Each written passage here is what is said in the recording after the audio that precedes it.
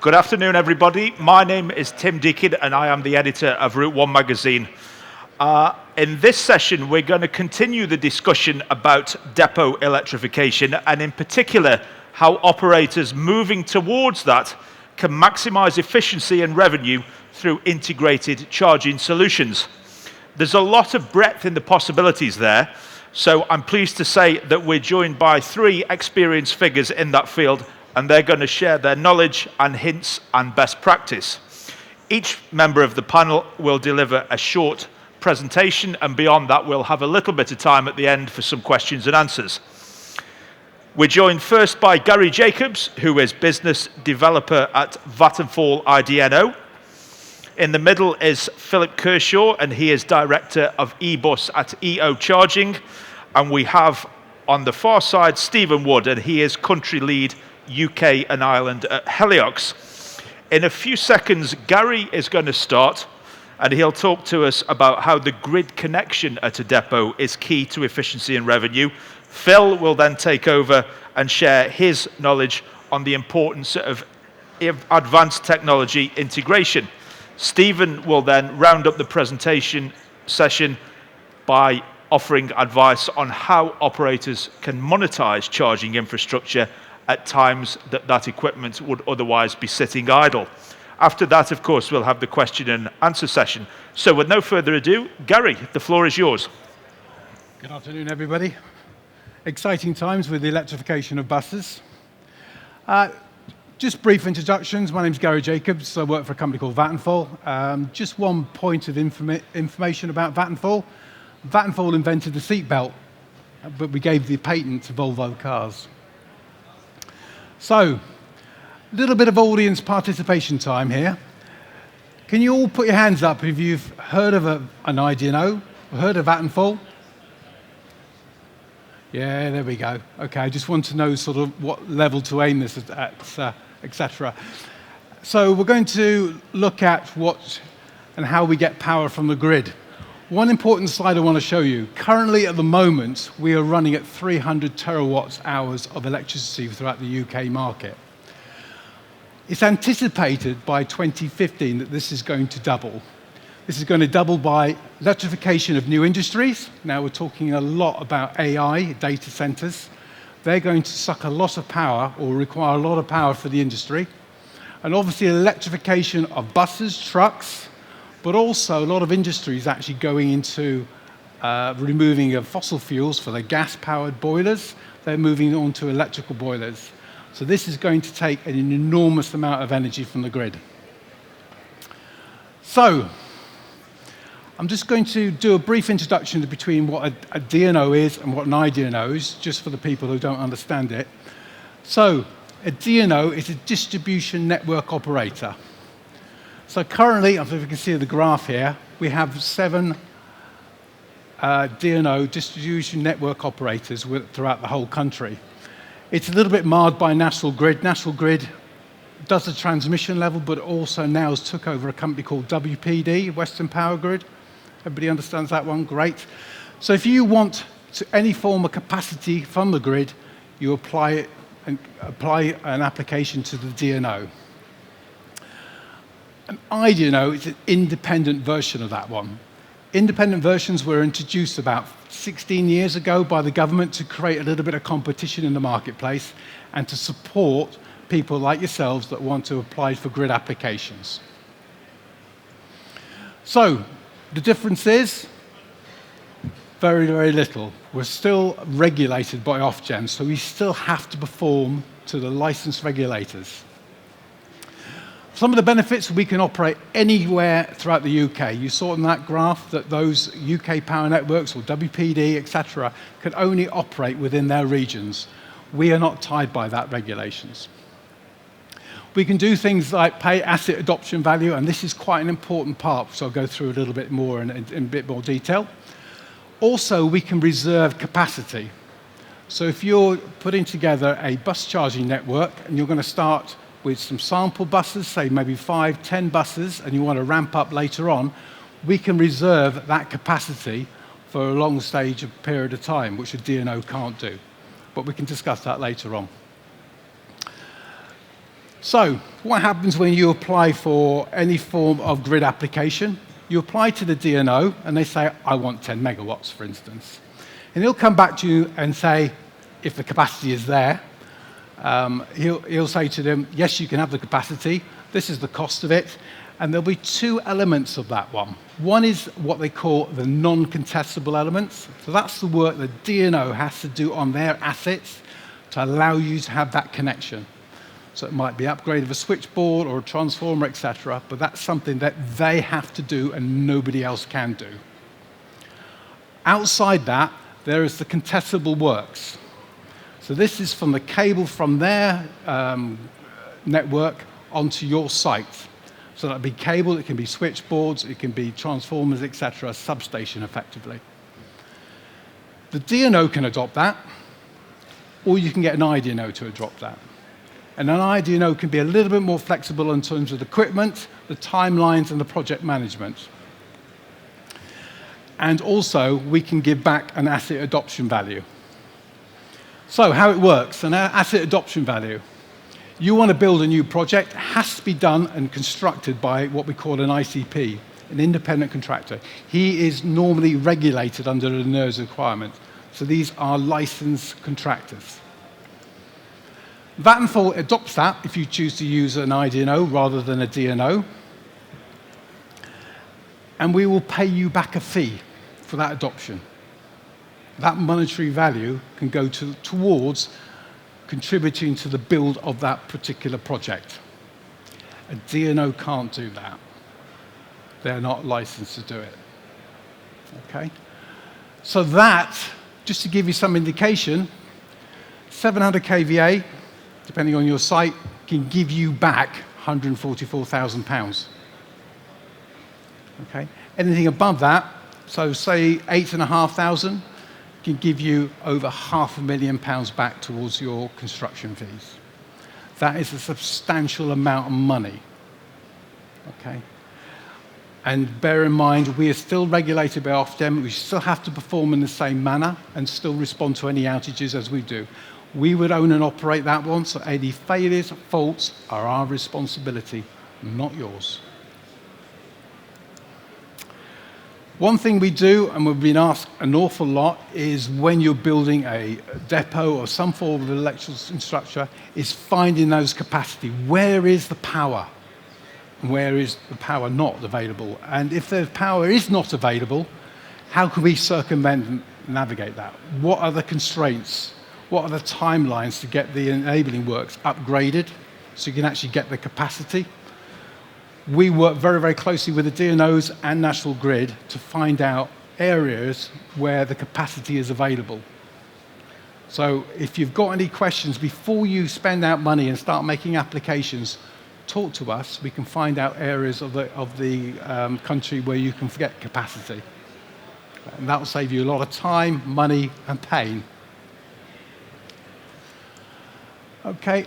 Just a couple of considerations we'll hand to my colleagues about what you're uncharging, what considerations you need to take into account when you're actually putting together a site. Let's come up a bit forward, but future loads. Please think long term.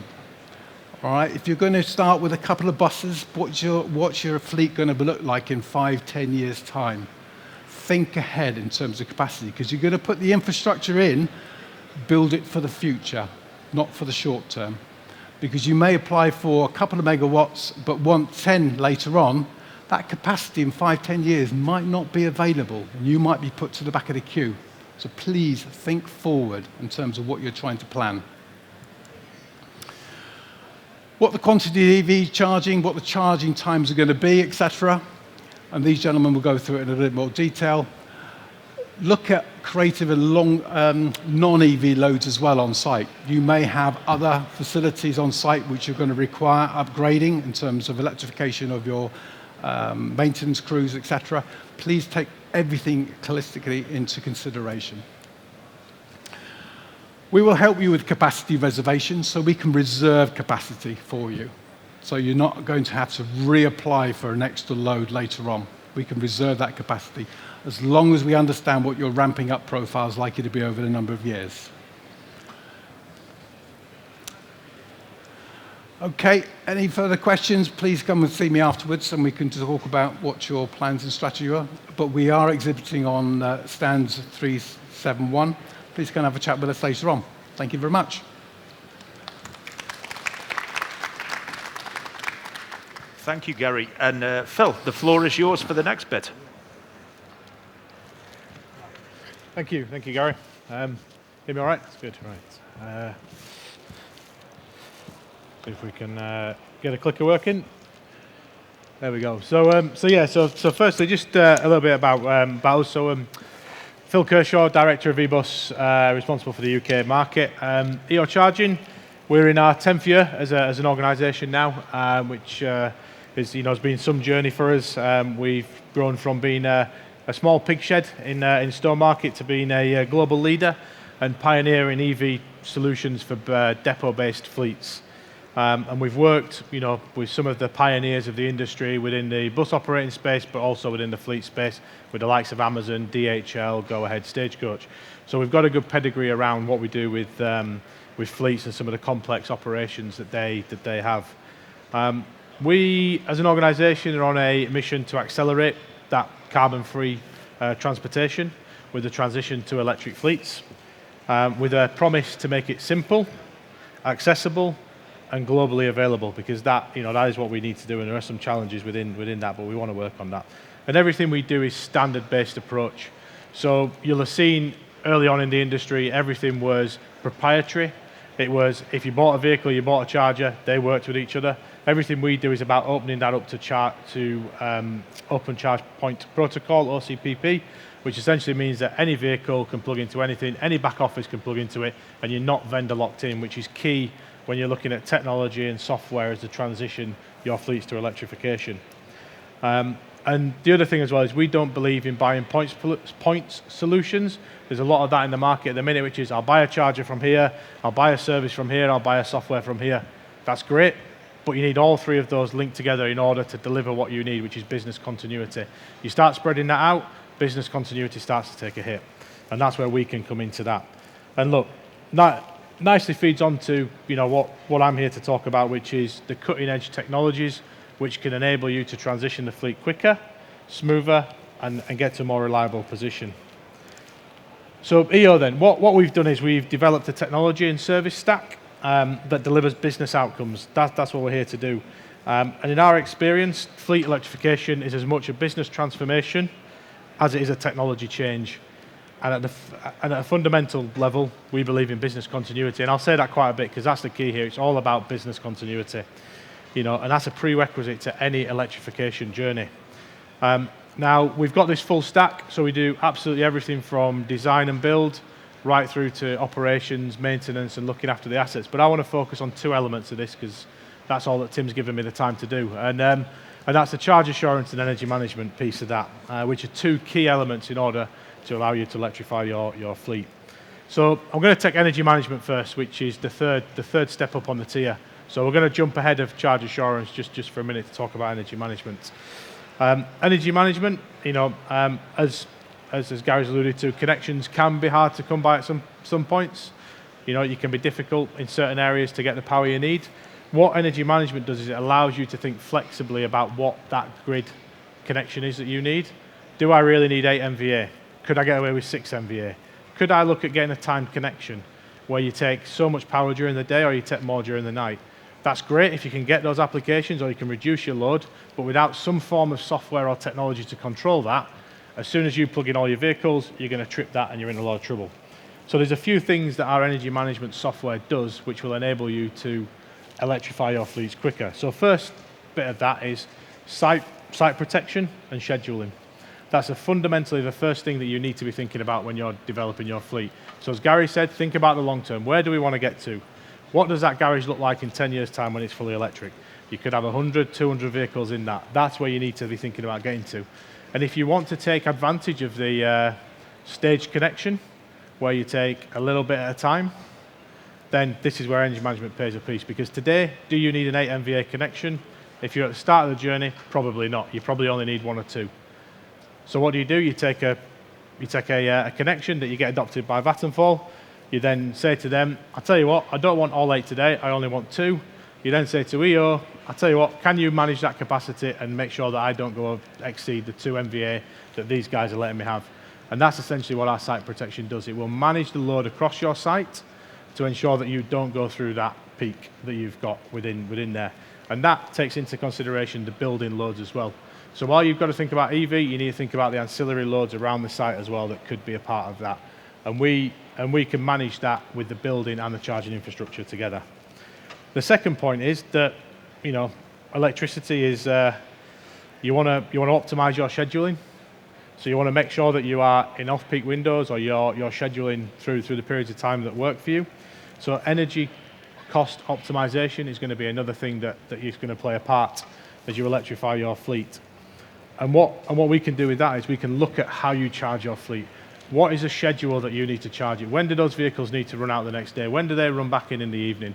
Getting that charge window right, not only to reduce your connection that you need initially by saving your capex, but also looking at it from an OPEX perspective. How do I make that electricity work for me? Because I'm pretty sure now if you've got a fleet, you're buying your diesel in bulk, you're hedging it, you're getting a decent price on it, but I bet you're not doing that on electricity right now. That's the next bit. Your new fuel is electricity. And with energy management, what you can do is you can start to plan when you're going to use that. Let's get it all into that overnight period when it's cheap. It's in the green period from a standing charge perspective. So again, you're saving money as you go with the fleet, optimizing the cost, saving you money along the way. And what the energy management software does is that allows you to move that schedule and meet the fleet requirements of what you need. The second bit when it comes to cost optimization is the cost of the energy itself. So right now, I don't know if how many of you are on dual tariffs at home where you've got a peak and an off-peak tariff, taking advantage of it. So everybody else must just be on a standard flat rate. Well, energy markets are a little bit like the stock market if you can get into that level of it, where you can start to hedge day-ahead markets. So you can start to pay for your energy one day before you use it. And what you find is that can bring you significant benefits within your cost of energy. But what you need to do with that is you need to buy the energy at the right time and then deploy it into your fleet at the right time. Energy management does that. It takes those figures from the electricity distributors, generators, and charges your fleet around those windows that you've got. And if you time it right, you could actually be getting paid for charging your fleet from some of the electricity generators. There's times, if anyone's ever seen the Octopus flexible tariff, particularly on a Sunday afternoon, you could be doing all your stuff at home for free. They'll pay you for take the energy when there's an excess load on the grid.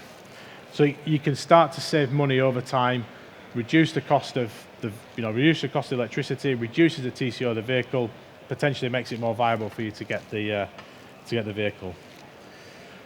The next bit then, which is a little bit more advanced, it's greyed out on here, but I'm going to touch on it, is energy optimization. So our energy management delivered through the EO Hub opens up the market to a whole world of flexibility services, grid schemes, demand response services, where rather than saving money, you can actually earn money. You enter your assets into some of these schemes, you can get paid for turning your charging down slightly for 30 seconds, 5 minutes, or whatever it might be when there is a demand on the grid that exceeds its frequency. So again, it is a good way to bring in some additional revenue to help offset capex, reduce OPEX, and ultimately make the TCO a lot less.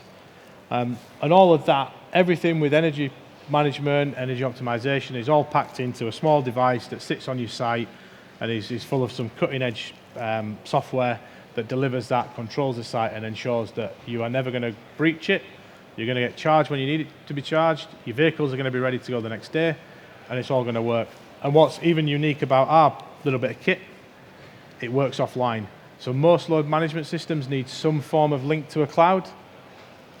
Lose connectivity, which we all know that does happen at times. The hub continues to work, continues to manage your site, so you can sleep safe in the knowledge that whatever happens, your fleet is going to be charged the next day, ready to run out. And that even continues to review what your building is using and reflects the power for it. So it's completely autonomous from the cloud if that connectivity is lost. So energy management, it's a big piece to start to think about. It means that you have to pay the DNO less if you need less power, reduces your OPEX if you can get the charging windows right, and opens you up to a whole new world of markets to make additional revenue away from moving people. So, charge assurance then. This is, what is charge assurance? It's a service that combines software and service to deliver charging that can come with an uptime guarantee of in excess of 99%. Our network at the minute is operating around 99.5% availability, which for any EV network is significant. The public network averages around 70% availability. So to be at 99.5% across the fleet is unbelievable. And we ensure that you've got unparalleled reliability within your charging infrastructure. Now, there's some good software technology in here, but it's not just software and technology, it's service as well. It's people that help deliver this charge assurance. So it's 2 parts software, 2 parts service. And I'm just going to talk you through each of those. So firstly, we've got the EO Cloud Console. So you'll have heard the guys before us talking about the platform that they use that allows them to see into their fleet, see what's going on with it. That's essentially what our EO Cloud Console is. That allows you to visualize your depot, understand what's going on with the chargers, understand what the vehicles are doing, what's on charge, where are your issues, what's the time to complete that vehicle to charge to make sure it's ready to go out the next day. That gives you that single pane of glass into your charging network. That can be UK, global, regional, however you want it to be. But that gives you that window into it. It also gives you access to all the fault codes, any information that you need on the chargers to understand what's going on with it. So that's your element of it. Sitting behind that is what we have, EO Cloud Monitoring. Our platform is deeply integrated with over 70 charger models across the network. Now, that list will grow as more chargers just come on board. We've got the Heliox units are integrated into our platform, so we can see them, operate them, remotely diagnose them, take action on them if that is needed, where there are issues. So we have a good breadth of chargers that are on the platform that we can use. And as our system is standards driven and utilizes the OCPP, as I mentioned, it means that we could essentially onboard any charger that falls within those standard offerings. So our platform isn't limited to one type of charger, one type of connector. It is open. Anything can be brought onto it, anything can be monitored, and anything can be handled. And the other bit within our EO Cloud Monitoring is it self-heals. So there is a layer within there that will continually learn the fault codes and will learn from them and fix things before it gets into intervention where somebody needs to take control of it. Behind that, we have the service, which is our 24/7 by 24/7 365 support. That is a remote service that is run from our Stowmarket office and from around Europe where we have operations. And then finally, O&M. This is the on-site reactive element that sits behind it. That's both from a reactive, we can't fix it remotely, we'll get someone to site to solve it, or from a planned preventative maintenance, looking after the assets to ensure the full asset life. Now, the entire combination of that delivers you charge assurance. So you can't just take technology right now, you have to take a combination of technology, software, and service in order to deliver the network that you need. And that is, and finally, the combination of that allows you to focus on what your core business is, which is moving people around. Thank you. Thank you, Phil. All right. Thanks, Phil. Thanks, Tim. Hi, everyone. Good afternoon. My name is Steve Wood. I'm the country lead for UK and Ireland at Heliox. I'll just give you a quick intro into who Heliox are and what we do. So we're a charger manufacturer. We design, build, maintain, install charging solutions. We have an R&D facility, and we're effectively focusing predominantly on bus and truck, but also we have R&D projects in the mining and marine port sector as well. We were acquired by Siemens back in December, so we now offer the entire portfolio of products from AC charging into high-power DC charging, and that will be focused either in public spaces or within the depot environment. We've got over 1,400 employees. We've done over 80,000 charge points now, of over 800 projects in 60 countries. So we feel that we're well placed to give some advice today. What does it look like? And I think on the previous session, Julia from Zenobē made a really good point. When you're dealing with bus charging specifically, you're working on public tenders. So you're faced with a backdrop of time. You need to get your infrastructure rolled out to secure that public funding. And for ourselves, our specialisation really is within gantries. There are 3 gantries in the UK currently. We've delivered all of them, and we're on contract for another 6. So really that's our specialisation, is a gantry solution, but also in terms of the monetarisation, which is what the core presentation will be about today. We also have our chargers with the OEMs, so there's a lot of bus operators who are saying, well, how do I ensure that I put a future-proof solution in? I don't make a costly mistake now that I live to regret in 5 years' time. And I think that's by working with the OEMs who are embedded with, the charging OEMs who are embedded with the vehicle OEMs. You're really safeguarding yourself for that technology transfer, and there'll be a little bit of information on that as well. So let's just think briefly about the infrastructure challenge. I think Gary was really gave a great presentation on sort of the complexities around grid connection. The challenge that we have in the UK is about energy generation and also about energy distribution. And you'll see today that Ofgem are now involved. I think there's 722 gigawatts of planning applications in the backlog. There's lots of legacy projects that they need to rationalise and really look at what connections will be required between now and 2030. So we have this sort of zero emission mandate that we've obviously got to electrify by certain key dates, and that's different for bus or for public sector. But we really need to start coming together, collaborating, and making sure that we help the UK adopt electrification. And we do that by trying to sweat the assets, and I'll talk a little bit about that. Technology is evolving all the time.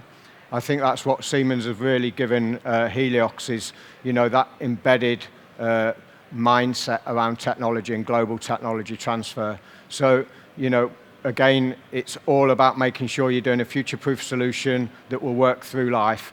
And industry standardization is challenging, and one-off and vehicle integration is not a one-off application. So it's something that you have to repeat. And as modifications happen to vehicles, your charging infrastructure may have to change. That whole ecosystem needs to work together. And I think Phil was talking about that earlier on as well. There are many ways to save money or to reduce that total cost of ownership. Again, Phil gave some really good insights about tariff tracking and optimization in those capacity markets. There's also another way that I think that you can monetize those depots.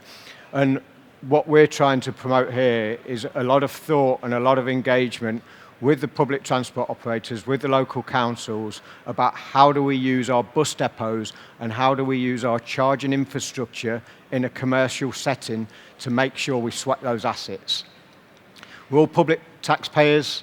We've realised from the bus industry with the ZEBRA funding, effectively we're paying for that. There's an obligation, I think, that we make sure that it's utilised. If I look at Glasgow specifically, just from ourselves, there's 216 DC high-powered charge points in the city of Glasgow, and they get used for about 10 hours of the day.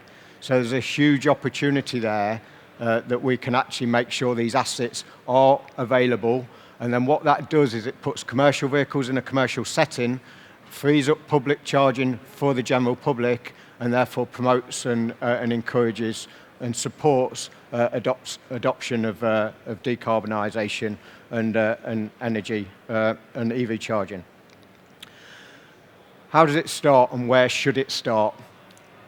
My advice would start as early as possible. We hear a lot about collaboration. We hear a lot about making sure that we work as partners and that we don't really adopt a single project approach. And I would really encourage that we actually take this further, because if you get involved right up front within the design phase and pre-planning application, you can really make sure that you consider how that depot is going to go on that journey for electrification. I think, as Gary mentioned earlier, that you might only do part of your fleet initially. You need to start with the end in mind. You need to think forward of what your depot will look like. And this is a snapshot here of one of the depots that we've done. And what there was a real opportunity here to create space, a nice big site, free-flowing, 91 charge points, quite a big charging hub. But there was clear ambition from the public transport operator to open this site up for public-to-public charging, predominantly in a commercial fleet initially, but later on for the general public as well, albeit that may be a few years down the line. And what we really did was we engaged with the operator to ensure that day-to-day operations are not impacted. Again, I think Phil was really talking about how does that work? How do we make sure that we deliver on day-to-day operations?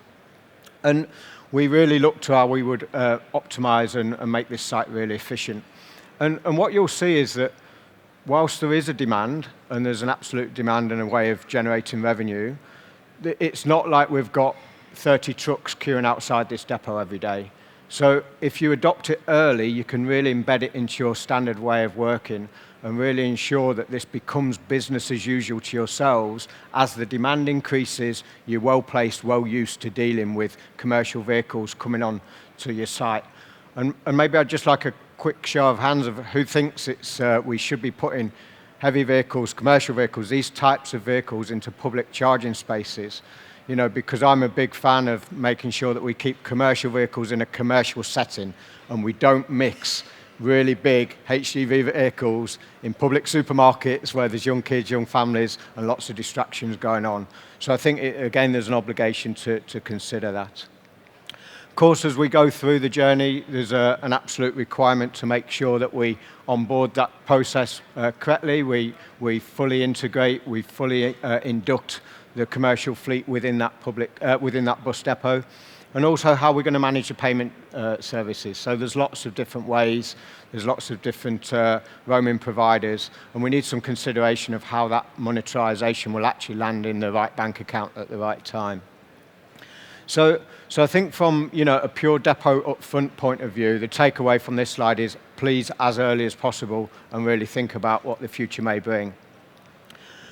The good news is this is not CAD renders. This is happening right now, and it's been happening actually since pre-COP26, so before October 2021. So we're 3 years into this now in terms of using and optimizing depots. I'm aware of 14 in the UK, and we've been involved in every one of them.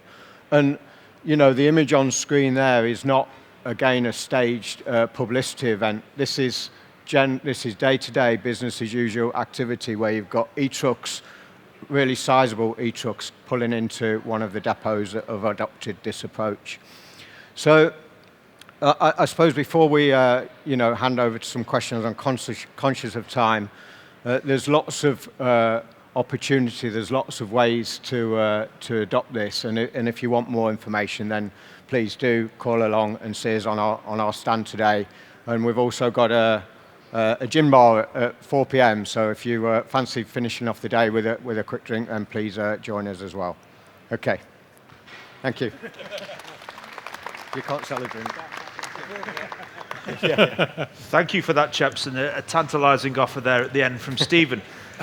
We now move on to the question and answer session, for which my colleague James over there will be the roving mics man. So when it comes to your choice, if you could wait for James to reach you with the microphone and then introduce yourself and the organisation that you represent before getting into the question. Before we perhaps open the floor up for questions, there was a lot there said about security and energy supply for bus depots. Obviously, the absolute worst case scenario for a bus operator with electric vehicles is that those vehicles haven't charged overnight and they can't go through the gate in the morning. And we heard at the beginning, Gary, that the demand for power in the UK is going to double, I think to 2050, you said. Is the grid actually up to all this, or will it be up to all this? And will it be able to support this additional draw, of course, including electric buses? Is that going to be there in time? That's a very, very good question. I think if you start to talk to National Grid and you talk to the DNOs, they are investing a lot of money and technology in terms of diversifying the grid. Because historically, all the generation was built around the outside, the sort of perimeter of the island, UK.